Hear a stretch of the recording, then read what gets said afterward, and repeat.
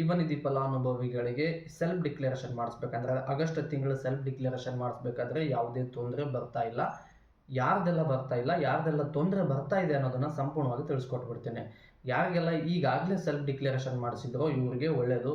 But ಯಾರ್ದೆಲ್ಲ self declaration ಆಗ್ತಾ ಇಲ್ವಲ್ಲ, ನಿಮ್ದೇನದು Aadhaar card details flex ಆಗದೇ ಇರುವಂಥದ್ದು, ಮತ್ತು OTP ಪಾಸ್ವರ್ಡ್ ಹಾಕಿದಾಗ ಅಂದರೆ ನಿಮ್ಮ ಮೊಬೈಲ್ ನಂಬರನ್ನು ಎಂಟ್ರಿ ಮಾಡಿ ಅಲ್ಲಿ OTP ಎಂಟ್ರಿ ಮಾಡಿದಾಗ ಮತ್ತೆ ಫರ್ಗೆಟ್ ಪಾಸ್ವರ್ಡ್ ಅಂತ ಈ ರೀತಿ ಕೆಲವೊಂದಿಷ್ಟು ವಿದ್ಯಾರ್ಥಿಗಳಿಗೆ ಕೇಳ್ತಾ ಇದೆ. ಇವ್ರು ಏನು ಮಾಡಬೇಕು, ಮತ್ತು ಯುವನಿಧಿ ಅಮೌಂಟು ಯಾವಾಗ ಬರುತ್ತೆ ಅನ್ನೋದ್ರ ಬಗ್ಗೆ ಸಂಪೂರ್ಣವಾಗಿ ಒಂದು ಸಣ್ಣ ಅಪ್ಡೇಟ್ ಬಂದಿದೆ, ಅದರ ಬಗ್ಗೆ ತಿಳಿಸ್ಕೊಟ್ಬಿಡ್ತೀನಿ. ಮೊದಲನೇದು 25ನೇ ತಾರೀಕು ಒಳಗಡೆ ಹೋಗಿ ಆಗಸ್ಟ್ ಮಂತ್ ಸೆಲ್ಫ್ ಡಿಕ್ಲರೇಷನ್ ಮಾಡಿಸಿ.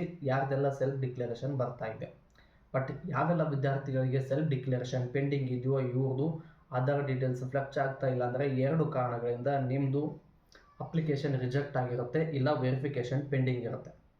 ವೆರಿಫಿಕೇಷನ್ ಪೆಂಡಿಂಗ್ ಇತ್ತು ಅಂದರೆ SSPಗೆ ಸಂಬಂಧಪಟ್ಟಿರ್ತಕ್ಕ ಅಪ್ಲಿಕೇಶನ್ ಏನಾದರೂ ಪೆಂಡಿಂಗ್ ಇತ್ತು ಅಂದರೆ ಯುವನಿಧಿ ಆಫೀಸ್ಗೆ ಹೋಗಿ ವೆರಿಫಿಕೇಷನನ್ನು ಅಪ್ಲೈ ಮಾಡಿ ವೆರಿಫಿಕೇಷನ್ ಕಂಪ್ಲೀಟ್ ಮಾಡಿಸ್ಕೊಳ್ಳಿ.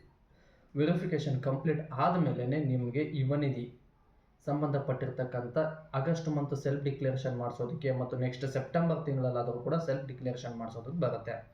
ಇನ್ನೂ ಕೆಲವೊಂದಿಷ್ಟು ವಿದ್ಯಾರ್ಥಿಗಳಿಗೆ GST ಪೇಯರ್ ಅಂತ ಬರ್ತಾ ಇದೆ, DBT ಸ್ಟೇಟಸ್ ಶೋ ಆಗ್ತಾ ಇಲ್ಲ. ಈಗಾಗಲೇ 2-3 ತಿಂಗಳಾಯಿತು ಅಮೌಂಟು ಪೆಂಡಿಂಗ್ ಇದೆ. ಈ ಅಮೌಂಟು ಯಾವಾಗ ಬರುತ್ತೆ, ಇದನ್ನು ಸೆಪ್ಟೆಂಬರ್ 1ನೇ ತಾರೀಕಂದು ಅಪ್ರೂವಲ್ ಕೊಡ್ತೀವಿ ಅಂತೇಳಿ ಯುವನಿಧಿ ಆಫೀಸ್ ಕಡೆಯಿಂದ ಅಪ್ಡೇಟ್ ಕೊಟ್ಟಿದ್ದಾರೆ.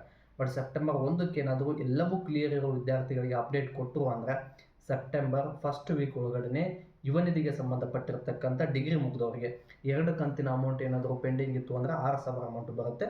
ಡಿಪ್ಲೊಮಾ ಮುಗಿದವರಿಗೆ 2 ಕಂತಿನ ಅಮೌಂಟ್ ಏನಾದರೂ ಪೆಂಡಿಂಗ್ ಇತ್ತು ಅಂದರೆ 3,000 ಅಮೌಂಟ್ ಬರುತ್ತೆ.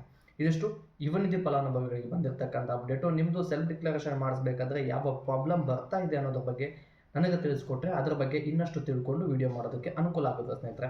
ಮತ್ತು ನಾನು ಹೆಚ್ಚಿನ ವಿಡಿಯೋ ಮಾಡಲು ನಿಮ್ಮ ಪ್ರೋತ್ಸಾಹದ ಅವಶ್ಯಕತೆ ಇದೆ. ಈ ಪ್ರೋತ್ಸಾಹನ ವಿಡಿಯೋಗೆ ಲೈಕ್, ಶೇರ್, ಕಮೆಂಟ್, ಸಬ್ಸ್ಕ್ರೈಬ್ ಮಾಡ್ಕೊಳ್ಳೋದ್ರ ಮೂಲಕ ಸಪೋರ್ಟ್ ಮಾಡಿ ಅಂತ ಹೇಳ್ತಾ ಮತ್ತೆ ಮುಂದಿನ ವಿಡಿಯೋದಲ್ಲಿ ಸಿಗೋಣ. ಧನ್ಯವಾದಗಳು.